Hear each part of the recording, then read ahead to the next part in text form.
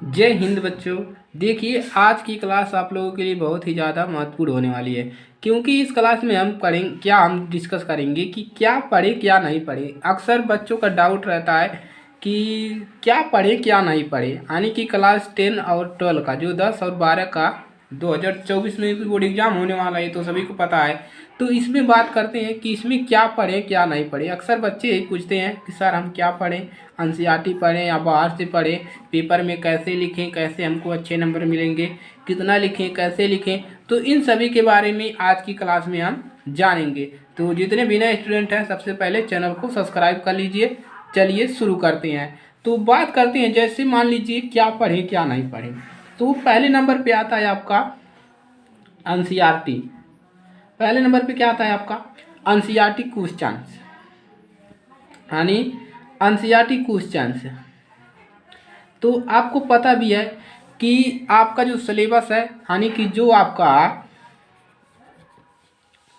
Syllabus है वो क्या है, न्यू पैटर्न पे एनसीईआरटी बनाया गया है। क्या बनाया गया है, एनसीईआरटी। तो आपको पता है कि आपका जो सिलेबस है वो केवल आपका एनसीईआरटी है। तो आपको क्या करना है कि आपको देखिए बाहर से कुछ नहीं पढ़ना है, यानी कि जो आपका किताब है, किताब यानी कि जो आपका किताब है एनसीईआरटी, उसी एनसीईआरटी किताब से आपको पढ़ना है और कहीं से नहीं पढ़ना है। जैसे आपसे कोई कह रहा है कि ये, जैसे आप मान लीजिए गणित पढ़ रहे हैं, क्या पढ़ रहे हैं, गणित में लगा रहे हैं। तो आपसे कह रहा है कि डॉक्टर मनोहरे का ले लीजिए, डॉक्टर मनोहरे का। तो डॉक्टर मनोहरे से भी पढ़ सकते हैं आप, इसमें कोई दिक्कत नहीं है। लेकिन आप गणित जैसे मान लीजिए है आपका, तो आप केवल एनसीईआरटी क्वेश्चन की प्रैक्टिस कीजिए। किसकी, एनसीईआरटी क्वेश्चन। एनसीईआरटी क्वेश्चन देखिए जो आपके बुक में रहेगा, जो आपके बुक में एनसीईआरटी क्वेश्चन रहेगा वो सेम मिलेगा।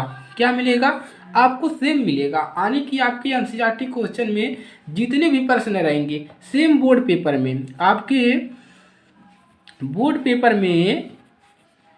पेपर में आपका सेम क्वेश्चन मिलेगा।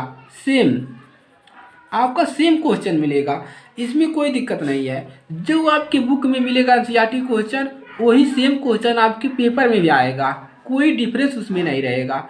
तो आपको क्या करना है, जैसे मान लीजिए आपको एक एनसीईआरटी क्वेश्चन 4 नंबर का मिलता है, तो आप इसको बुक में पहले ही प्रैक्टिस किए हुए हैं कि ये क्वेश्चन किस प्रकार से लगेगा और हमको कहाँ से कहाँ तक लगाना है। और देखिए, अगर इसमें क्या होगा, अगर इसमें इस क्वेश्चन को बदल दिया जाए तो आपको दूसरे तरीके से लगाना पड़ेगा। लेकिन एनसीईआरटी किताब में क्या होता है, आपको पूरा किताब में क्या होता है, आपको पूरा सेम क्वेश्चन मिलेगा। ऐसा मिलेगा, सेम क्वेश्चन मिलेगा।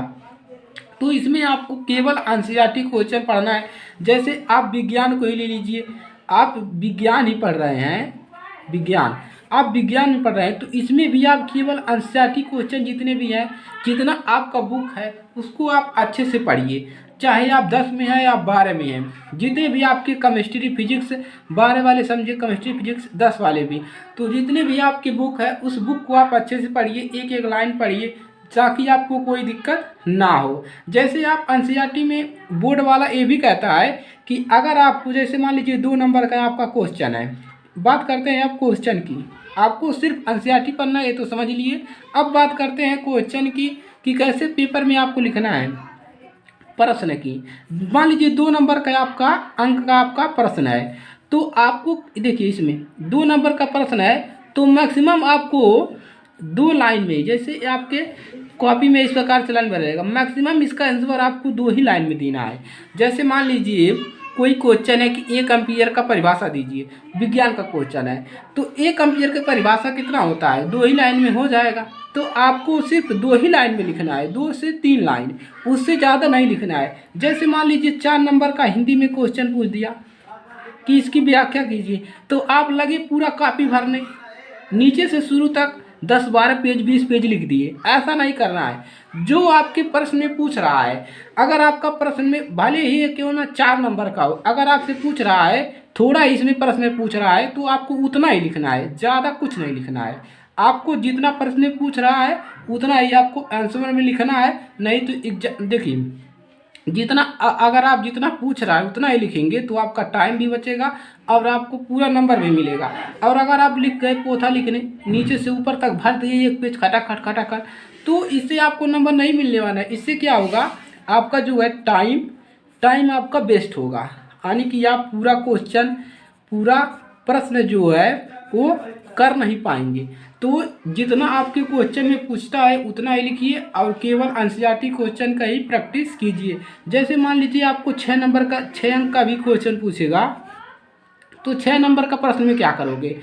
6 नंबर में आपको पूछ लिया कि पर्यावरण पे, जैसे पूछ लिया पर्यावरण पे व्याख्या कीजिए, तो आपको पर्यावरण पे एक पेज में लिख देना है। मिनिमम कितना लिखना है, एक पेज से 1.5 पेज है, एक पेज लिखिए 1.5 पेज, उससे ज़्यादा नहीं लिखिए, क्योंकि उससे ज़्यादा क्या करोगे लिख के, टाइम आपका वेस्ट जाएगा। तो इस प्रकार से आपको लिखना है। जैसे मान लीजिए आपका 6 नंबर का कोई क्वेश्चन है, क्या है आपका क्वेश्चन, तो अगर आपको क्वेश्चन आता है तो आप क्वेश्चन करिए, क्योंकि क्वेश्चन आपका 4-5 मिनट में हो जाएगा, जहाँ से आपको 6 नंबर मिल जाएंगे। तो जितने भी 2 नंबर के, देखिए जितने भी 2 अंक के नंबर है उसको आप जरूर कीजिए, क्योंकि यहीं से आपका नंबर बनता है। और 1 नंबर वाले, 1 अंक वाले कितने क्वेश्चन पूछेगा, 1 अंक वाले, 1 अंक वाले आपके पूरे 20 क्वेश्चन बनेंगे। कितने क्वेश्चन, 20 क्वेश्चन। तो ये आपका बहुत ही ज़्यादा महत्वपूर्ण है, रहने वाला है आपके पेपर में। जो 20 नंबर के क्वेश्चन बनेंगे, यहीं से आपका पूरा हाईएस्ट नंबर उठेगा। अगर आपका ये सही है और आपके 2 अंक के नंबर सही है, तो यहाँ से मिलाकर आपका 30 या 35 नंबर आराम से मिल जाएगा। और अगर आप यहाँ से 30-35 हो गया, और अगर आपसे 4 नंबर 6 नंबर के 2 ही क्वेश्चन करते हैं, तो आपका मिनिमम 50 से 55 नंबर आराम से आ जाएंगे। और ज़्यादा मेहनत करते हैं तो 60 नंबर तो आराम से आ जाएंगे। 50 से ऊपर गया तो आपका बहुत ही बेस्ट है, आपने अच्छी तैयारियाँ की है।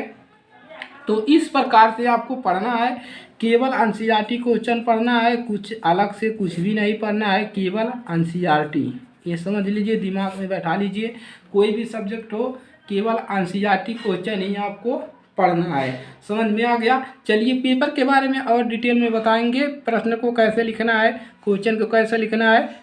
आज के लिए सिर्फ इतना ही। अब देखिए मिलेंगे अगली क्लास में। अब आपको डाउट नहीं होना चाहिए कि क्या पढ़ना है क्या नहीं पढ़ना है, कैसे पढ़ना है उसको भी बताएंगे। तो चलिए, अगर कोई भी स्टूडेंट नया है तो सबसे पहले चैनल को सब्सक्राइब कर लीजिए, क्योंकि कक्षा 10 की तैयारियां करवाते हैं और 12 की भी। तो चलिए आज के लिए सिर्फ इतना ही, मिलेंगे अगली क्लास में। तब तक के लिए जय हिंद जय भारत। पढ़ते रहिए और अच्छा नाम